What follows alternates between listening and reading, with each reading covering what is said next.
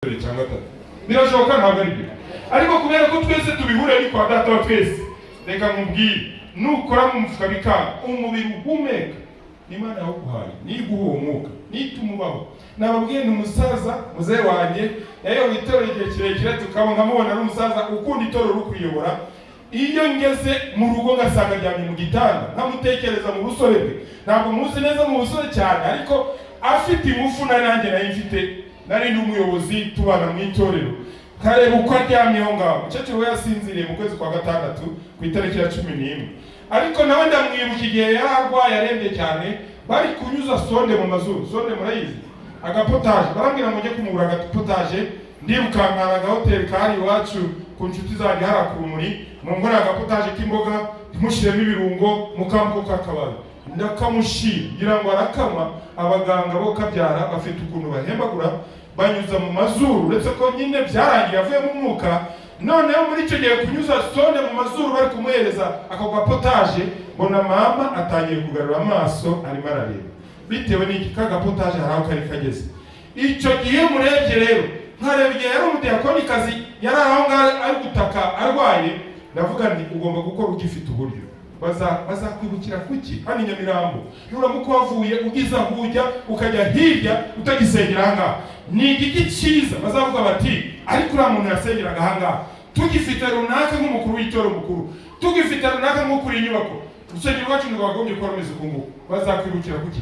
Ntabwo turi abacu ngo tugire gute ngo twigenge. Ku murongo wa 20, kuko mwaguzwe igiciro, nuko rero mutume imibiri yanyu ihimbaza Imana, Imana yacu yabwa icyubahiro. Twaguzwe igiciro, baririmbye bati nanjye ndi uwawe, zana ibyo Imana yaguhaye. Hano hari amagambo adufasha mu gitabo cy'umwuka w'ubuhanuzi, iki gitabo bita Inama ku Busonga ku ipaji ya 67. Ni igitabo cyiza cyane, buri muntu wese yakumva yagikumbura. Hari uburyo uzana iki gitabo ngo bashaka kutubaza imigabane, bashaka kugira batubaza, ariko reka mubwire nawe udafite amafaranga ntabwo waba. Amafaranga burya nibwo buzima bwacu. Iyo dufite amafaranga atuma tubaho neza. Iki gitabo rero ntabwo kivuga amafaranga gusa, hari n'ibyo nabonye by'amasabukuru, ahantu dukora iminsi mikuru tukagenda tukiziza amaniversary yacu. Burya baranditse muri iki gitabo ngo ntabwo ugomba kurya no kunywa gusa, ku isabato tugomba kuza gutanga ituro ry'ishimwe ko Imana yaguhaye uburame. Muno biranditse ko Imana yaguhaye uburame ukaza ukaritura.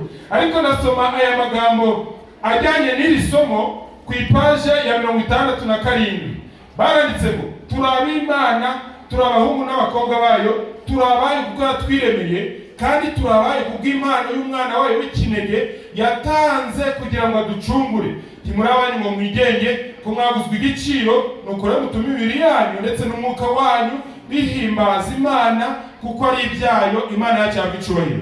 Ni ibyayo, umubiri ni uw'Uwiteka, uyu mwuka duhumeka ni uwayo. Rero bigomba guhimbaza Imana. Bizahimbaza gute rero? Ntabwo tuzaririmba gusa tudatanga amafaranga, ntabwo bishoboka. Ntabwo uzahagarara gutya uri umukuru w'itoro mukuru cyangwa umukuru w'itoro usanzwe wifate mu mifuka ngo ugende umuyobozi udatanga amafaranga yo gukora umurimo w'Imana. Ntabwo bishoboka. Sinkubwira ngo utange nk'ayo runaka yatanga ku rugero rwawe. Hano barabyanditse muri iki gitabo, baranditse ngo ubwenge, imitima, ubushake n'amarangamutima y'urukundo ni iby'Imana, byose ni iby'Uwiteka. Mwumve amagambo ngiye gusoma. N'amafaranga dufata mu ntoki nayo n'ay'Imana. Nayo n'ayandi. N'amafaranga dufata mu ntoki ushobora kuba uyu munsi uyatunze, ariko ugasubira ku ivu, ugataha ukava muri uyu mujyi ugasubira iwanyu, kuko Imana irashaka kugira ngo ikwereke ko n'ibyo utunze ni ibyayo. Ariko Umunyezaburi yaravuze ngo nari umusore none ndashaje, sindabona umukiranutsi aretswe cyangwa urubyaro rwicaye ku nzira usabiriza igihembo byo kurya, kuko rwiringira Imana. Mureke twiringira Imana, mureke dukora umurimo wayo. Ndakubwiza ukuri, uramutse ukoze utigana, uramutse ukoze ufite ubushake bwo gukorera Imana, uzayisaba izakumva. Nasomye amagambo mu gitabo cy'inyitura bakitaga ngo umuhango wo gukiranukira Imana. Uretse ko abayobozi bahindura ibitabo badufashije, hari agatabo k'umuntu kabagaho umutima, sinzi mukibuka muri kigero cyacu wenda tukiri abana. Nasomye amagambo avuga ngo Imana ntabwo ikeneye amafaranga yacu, ahubwo irashaka kutwereka ko ibyo dutunze rero tugira gute tubikesha. Ngiki cy'Imana ishaka, irashaka kumenya ngo n'amafaranga dufata mu ntoki nayo n'ay'Imana. Baranditse ngo ikintu cyose cyiza turonka kandi tukagishimira tugikesha kugira neza kw'Imana. Imana itangana ubuntu ibyiza byose, kandi ishaka yuko uhabwa ashimira izi mpano itangira gutuma ubukene bwose bw'umubiri ndetse n'ubw'umutima. Iby'Imana idusaba kuyiha ni ibyayo. Ushaka wagarukira naho ngaho. Ninde wavutse akavukana amafaranga? Icy'Imana idusaba kuyiha ni ibyayo.